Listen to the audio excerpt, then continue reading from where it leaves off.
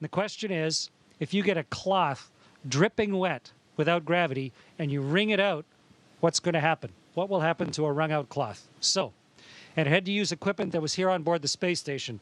We may have the coolest washcloths ever here on the space station. I'm going to show you. Here's one of our washcloths. And it's compacted. It's put down into this little tiny hockey puck so that it saves space. But when you open up a hockey puck and you pull out your washcloth, this is the one I'm going to use for the experiment today. And so when you open up your hockey puck and turn it into a washcloth, it was compressed in a great big vise somewhere. Okay, so here's my washcloth, like a magic trick. And now I'm going to get this soaking wet, and then we're going to see what will happen when we wring it out. Meredith and Kendra suggested that I dip this in a bag, but bags don't hold water in space, so instead I filled a water bag. This has drinking water in it.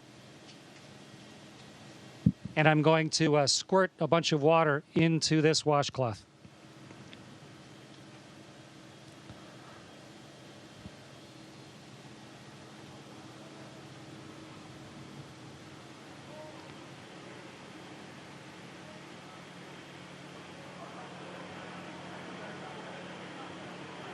Okay, so here's a soaking wet washcloth. Get the microphone so you can hear me while I'm talking.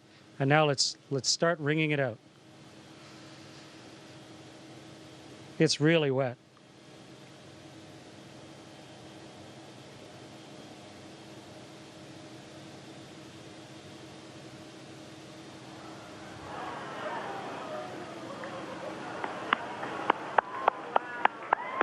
It's becoming a tube of water. The water's all over my hands, in fact. It wrings out of the cloth into my hands. And if I let go of the cloth carefully, the water sort of has it stick to my hand. Okay, so the experiment worked beautifully. And the answer to the question is, the water squeezes out of the cloth, and then because of the surface tension of the water, it actually runs along the surface of the cloth and then up into my hand, almost like you had Jell-O on your hands or gel on your hand, and it'll just stay there. Wonderful moisturizer on my hands. And the cloth doesn't really unravel itself. It just stays there floating like a dog's chew toy, soaking wet. Great experiment, worked perfectly. Meredith and Kendra, congratulations. Great idea.